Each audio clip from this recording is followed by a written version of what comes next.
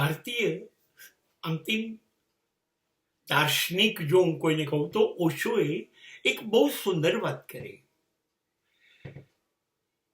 એ શબ્દ છે ભગોડા, ભાગોમત. In English that is escapist. બહુ અદ્ભુત વાત છે આ એમની.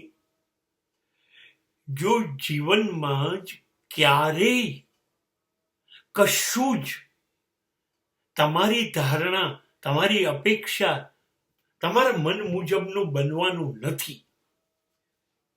આ પૃથ્વી ઉપર જો કોઈ સત્ય હોય તો આ છે. ક્યારેય તમે ઈચ્છો છો એવું કશું બનવાનું નથી.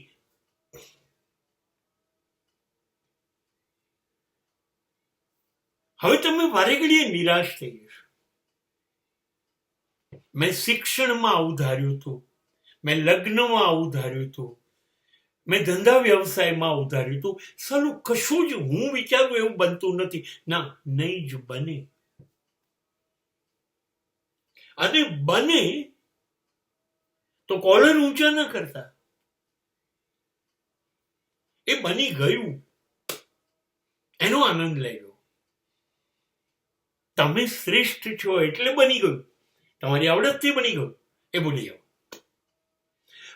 દરેક ડગલે ને પગલે પ્રોબ્લેમ્સ પ્રોબ્લેમ્સ પ્રોબ્લેમ્સ. ના ગમતી સ્થિતિ. આ બનવાનું જ છે. હવે માણસ ડરી જાય છે, માણસ બી જાય છે. જરાક પ્રશ્ન ઉભો થાય ને તો પ્રશ્નમાંથી, પ્રોબ્લેમમાંથી ભાગી જાય છે. એટલે ઓશો એને ભગોડા કહે છે, જે ભાગી ગયો હિન્દીમાં શબ્દ, ઇંગ્લિશમાં એસ્કેપ ફ્રોમ ધ પ્રોબ્લેમ્સ. અને એમનું બહુ સુંદર ઉદાહરણ પણ હતું કે શામરૂખ નામનું પક્ષી છે ને, એ એક એવું પક્ષી છે કે એને લાગે કે કોઈ શિકાર સામેથી આવી રહ્યું છે, એને મારી કાઢશે, તો એ રણમાં રેતીમાં પોતાની આખી ગરદન ડૂબાડી દેશે કે મારે જોવું ના પડે. તો સમસ્યાથી ભાગી ગયો અને સમસ્યા હતી ત્યાં જ રહી. એ લડ્યો નહીં સમસ્યા સામે, એને કોઈ પ્રયત્ન ન કર્યો. તો જે જાનવર આવતું હતું, જે શિકારી આવતો હતો, એને સહેલાઈથી મારી કાઢ્યો. કેમ કે હવે આ વિરોધ નથી કરવાનો. આપણા બધાની સ્થિતિ આ છે. જરાક પ્રશ્ન આપણી સામે આવ્યો, આપણી ધારણા વગરનું કશું થવા માંડ્યું ને, એટલે શામરૂખની જેમ આપણે આપણી ગરદન એમાં નથી ડૂબાડી દેતા. આપણે આપણી જાતને કશાક બીજામાં ડૂબાડી દઈએ છીએ. પ્રોબ્લેમ્સ સોલ્વ કરવાના બદલે કાં તો ભાગીને ટીવી સામે બેસી જઈશું, છાપા સામે બેસી જઈશું, ક્લબમાં જઈશું, મિત્રો સામે જઈશું, કાં તો સિગરેટ પીશું અને છેલ્લે દારૂ પીશું. કેમ કે દારૂ તમને બેહોશ કરી કાઢે, તમારું ભાન લઈ લે.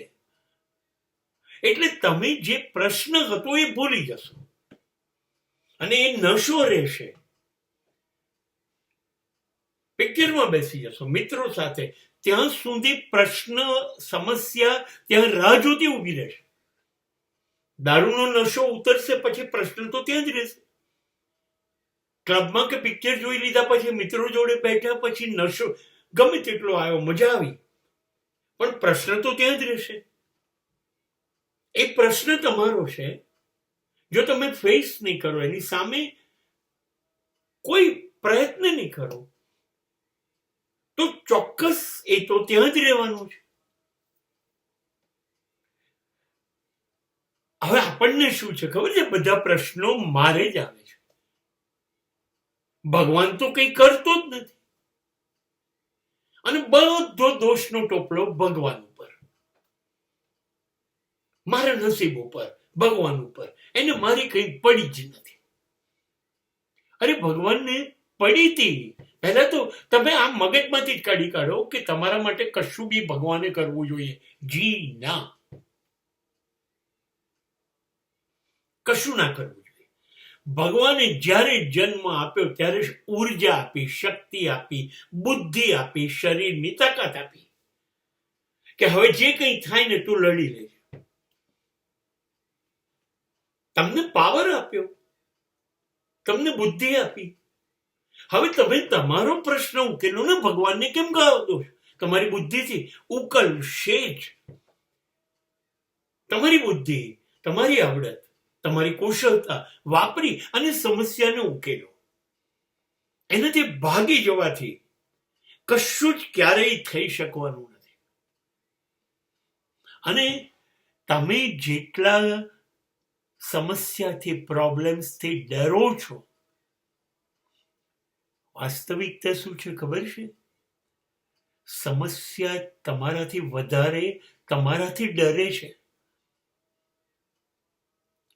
કેમ કે એને ખબર છે આ મને ઉકેલી શકશે, પણ એ રાહ જુએ છે કે આ ઉકેલે નહીં તો મારું રાજ ચાલે.